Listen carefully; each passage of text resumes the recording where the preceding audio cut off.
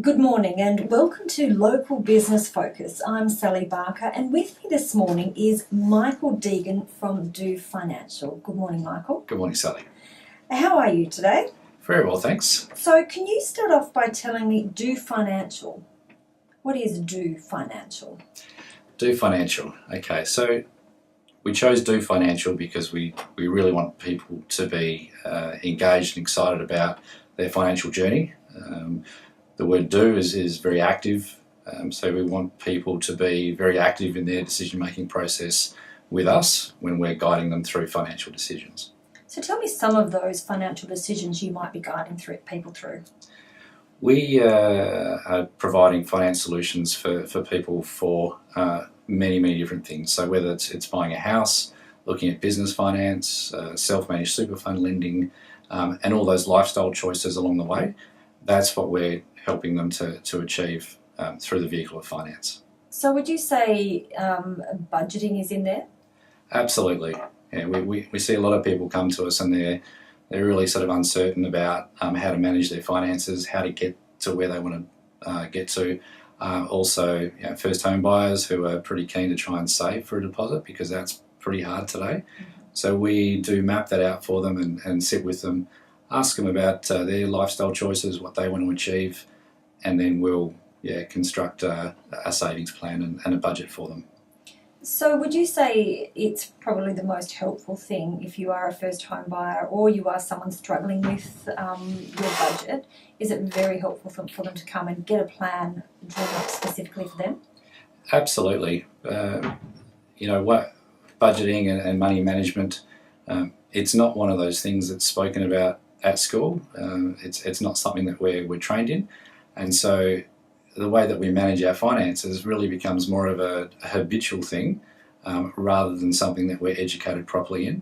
So talking to a financial professional, mortgage broker, someone like ourselves, you can just get some tips and tricks, just some things that you probably weren't really aware of on how to maximise your cash flow and make the right decisions. What if someone is in financial trouble, if they've kind of hit crisis point? Is that an area where you can help as well? It certainly is. Yeah, look, we've seen a lot of people over the last couple of years, especially in Western Australia, with the downturn in the market, and people have fallen on difficult times.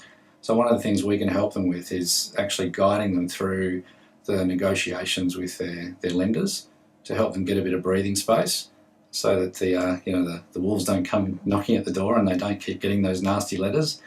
And one of the things we'd encourage people in that situation to do is don't ignore the letters. The banks will actually be really quite cooperative if you make the first step and you actually let them know that you need some assistance. Do you think people are scared once they do receive a letter and they leave it for a little bit too long? Oh, definitely. Nobody likes getting the letter in the first place, and it's probably something that they just then ignore and hope will go away. But unfortunately, the problem does compound and it gets worse. So the best thing to do is really just jump on that straight away. Probably for some people it's about swallowing their pride as well. Nobody likes to be in that situation, but the best thing to do is just put your hand up for help. And you're a great person to come to talk to. So do you work alone in your business or do you have some help? I have some amazing help. My wife, Leela Deegan, joined me in June last year, and she's got a really strong financial planning background as well. We've both worked in banking, and so she's of great assistance in helping us put together plans for people. And I've also got an amazing support officer, Sonia, who's been working with me since the inception of the business 2.5 years ago, and she's an absolute gun. So what is an important question or important questions people should be asking if they are looking for someone for financial help? They really should be asking some questions about perhaps what the fees are going to be for that assistance. There's a lot of different firms offering financial assistance, but you want to make sure that you're not going to get yourself further into some trouble if the fees are too high. And then also ask the person what their experience is in dealing with people in financial trouble. If you're looking at someone to help you along the way with a financial plan and savings plan, then ask them for some examples of ways that they've helped other people. Can you give me some examples of ways you have helped people? Oh, absolutely. If I consider, for example, just a refinance situation for a customer, look, there's a lot of different opportunities in the market at the moment. The banks are doing a lot of funny things with investment lending, and there's it's a bit of a minefield for people to try and understand what the best way is to go. But the best way is to map it out with the long-term journey that they've got. Look at the costs of moving. Is it worth moving? But look, we've recently helped a customer save just over $2,000 a year on their interest payments. Wow. And when we look at $2,000 a year, that's somebody's rates plus some change. Yeah, that's great. And I'd imagine you'd have lots of stories like that. And trying to navigate, the changes in, financial institutions, you need to be doing it every day like yourself to understand. So in the long run, you'd be saving yourself money going to someone who knows what they're talking about. Oh, yeah, it's you can sit in front of the computer for hours, days, even trying to work out what the 30-odd different lenders are up to. Trying to work out what their policies are, what their fees are, and interest rates not everything. So it's definitely best to talk to someone who's got their finger on the pulse, who's got access to that information and the changes on a daily basis. So would someone come to you for, say, a half an hour consultation? Certainly, yeah. Half an hour to an hour is what we'd recommend for people to set aside. That allows us to ask the right questions, to get the right information out of them, and so that we can then do some research afterwards and present a plan.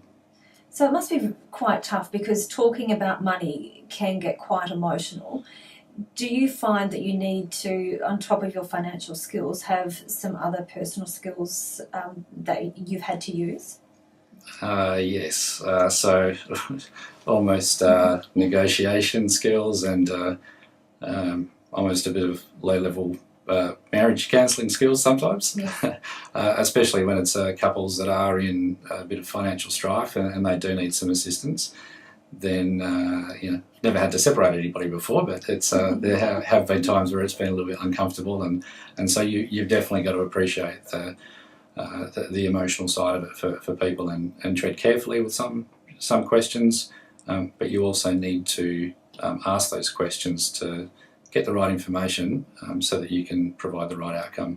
Wonderful. So how can people find you? They can find us on the World Wide Web. We've recently launched our website, which we're pretty proud of. So that's www.dofinancial.com.au. We're also on Twitter at AskDoFinancial, and we've recently started putting a little bit more out there on Facebook. So that's Do Financial as well. Wonderful. So thank you for joining us this morning on Local Business Focus. Thanks, Sally.